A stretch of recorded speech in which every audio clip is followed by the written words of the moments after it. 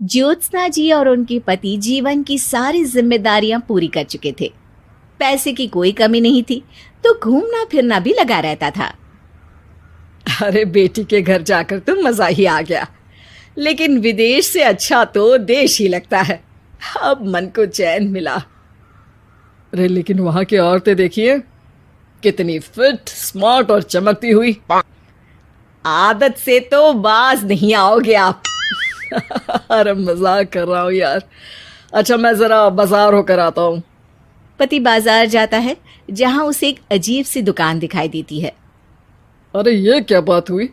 अंदर आओ 50 के, बाहर निकलो 40 के। हम आपकी 10 साल उम्र कम करते हैं। अरे ऐसा क्या करते हैं भला? जरा अंदर जाकर ही देख लेता हूँ। अंदर एक सुंदर सी लड़की खड़ी होती है। सुंदरी जी, ये क्या दुकान है? जरा जादू हम पर भी तो चला दीजिए। यस सर, आपको हमारी एग्जीक्यूटिव एक डेमो के लिए अंदर ले जाएगी। आप अंदर जाएंगी तो आप खुद ब खुद समझ जाएंगी। पति अंदर जाता है, जहां सेल्स गर्ल मिलकर पति को नकली बाल, नकली दांत, रंग बिरंगी कपड़े के साथ रंगीन चश्मा लगा देती है। देखिए, अब खुद को शीशे पे देखिए और बताइए सर। हाय दयो, ऐसे तो मैं किसी हीरो से कम नहीं लग रहा। दे दो, सारा सामान पैक कर दो। पति खुशी खुशी वहां से निकल जाता है। घर आकर वो सारा सामान छुपा देता है। फिर अगली शाम। सुनो, मैं वॉक पर जा रहा हूँ। इस वक्त? अरे नाती पोतों को वीडियो कॉल करके बात तो कर लो। अब हाँ, आकर करता हूँ ना, पक्का पक्का। पति बाहर जाकर सारा मेकअप करता है और मार्केट में घूमता है, जहां उसे एक स्मार्ट सी महिला दिखती है। क्या आपको मुझसे कोई काम है? नहीं नहीं, आप तो बहुत हैंडसम हैं। थैंक्स। वैसे आप भी कम नहीं है। वैसे क्या उम्र होगी आपकी? लगता कितने का हूँ? 40 के तो पूरे लगते हैं। अब क्या था, 50 साल के पति को कोई 40 का बोल दी तो। वैसे तो कम का हूँ, लेकिन टेंशन के कारण थोड़ा उम्र में बड़ा देखने लगा हूँ। ओह सच्ची? आप 40 के पूरे नहीं हो? अरे छोड़िए ना, चलिए मैं आपको कॉफी पिलाता हूँ। यहाँ की कॉफी काफी शानदार होती है। दोनों में दोस्ती हो जाती है और फिर चल पड़ता है सिलसिला रोज रोज के घूमने फिरने और मजे करने का। अब सारा दिन पतिदेव फोन पर। अरे नाश्ता तो कर लीजिए, क्या सारा दिन फोन पर लगे रहते हैं? अरे यार, जरूरी काम कर रहा हूं मैं। रिटायर हो, पेंशन मिलती है, कोई काम नहीं है, फिर कौन सा जरूरी काम आन पड़ा आजकल? अरे एक प्रोजेक्ट के सोशल नेटवर्किंग का काम है, उसी पर काम कर रहा हूँ। ठीक है, चलो अब नाश्ता कर लो, देर हो रही है।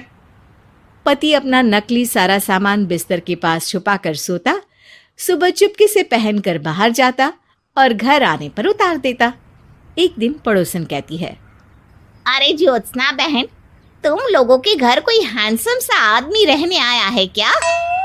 अरे कहाँ यार, मैं और ये दो ही तो लोग हैं घर में। हैंडसम सी शक्ल देखे तो मुझे भी जमाना हो गया है। अरे पता नहीं, वो जाता तो तुम्हारे ही घर में है, क्या पता कौन होगा। अरे तुम्हारी उम्र हो रही है ना, और भाई साहब को भी गए 5 साल हो गए, शायद इसीलिए अब सारे हैंडसम नजर आ रहे होंगे। पड़ोसन भी ज्योत्सना की बात पर मुस्कुराकर वहां से चली जाती है। एक दिन, अरे सुनो जी, बहू बेटा और पोता आ रहे हैं, कुछ दिनों के लिए वो हमारे साथ ही रहेंगे। अरे शिट यार, ये क्या है? बेटे ने तो कर ली शादी, अब क्या करने आ रहा है यहाँ पर? अरे कैसी बात कर रहे हो जी, इस उम्र में तो माता पिता तरसते हैं कि बच्चे आकर साथ रहे, लेकिन आप है कि। अरे ठीक है ना, लेकिन अब देखो सभी व्यस्त हैं अपनी जिंदगी में, ये लोग आएंगे रहेंगे, कितनी डिस्टर्ब हो जाएगी लाइफ। कैसी बात कर रहे हो? अरे जैसे बहुत हैपनिंग है ना तुम्हारी लाइफ, तो जो बच्चों के आने से डिस्टर्ब हो जाएगी। अरे दिन काटने मुश्किल होते हैं, बच्चे आ जाएंगे तो थोड़ा दिन रात पता तो चलेगा। ओफो, ठीक है, लेकिन बोल देना कि ना कोई मेरे कमरे में आए, ना मेरी लाइफ पे दखल दे कि मैं कहाँ जा रहा हूँ, क्या कर रहा हूँ, समझी? खैर, वो दिन भी आ जाता है जब बहू, बेटा और पोता उन लोगों के घर आते हैं। एक दिन, माँ जी, आज मेड नहीं आई है तो मैं आप लोगों के कमरे में झाड़ू लगा देती हूँ। अरे नहीं बहू, वो तेरे पापा को ना पसंद नहीं है कि कोई उनके कमरे में जाए। तू छोड़ ना, मैं खुद ही लगा दूंगी।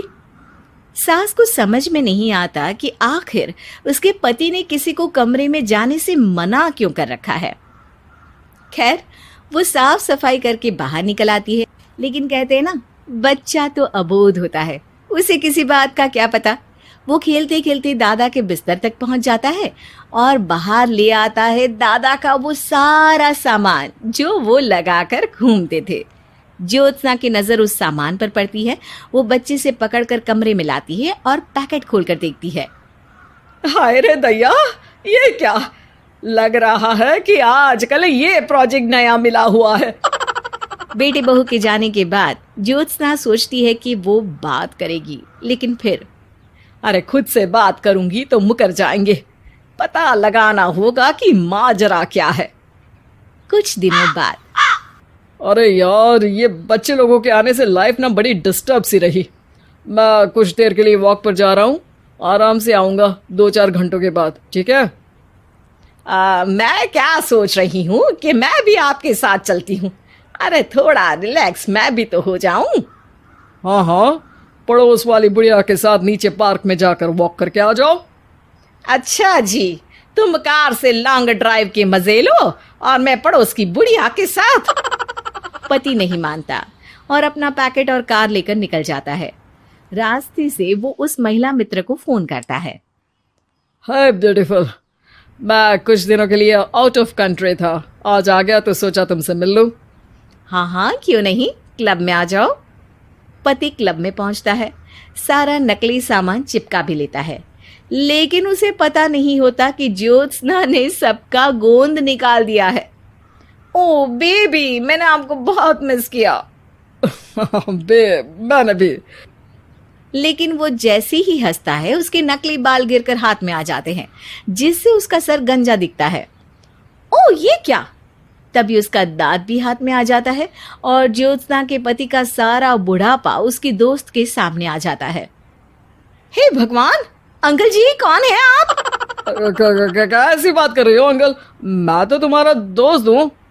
अरे पर हो तो अंकल ही ना। नकली दांत, नकली बाल और क्या क्या नकली है।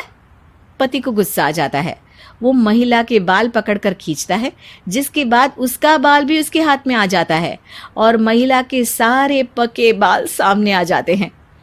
ओह, तो तुम भी उसी दुकान से हो? जाओ 50 की निकलो 40 के। हाँ, बढ़िया आई मुझे अंकल कहने वाली। लेकिन ये समझ में नहीं आ रहा कि मेरे बाल और दांत बाहर कैसे आ गए। तभी वहां ज्योत्सना आ जाती है।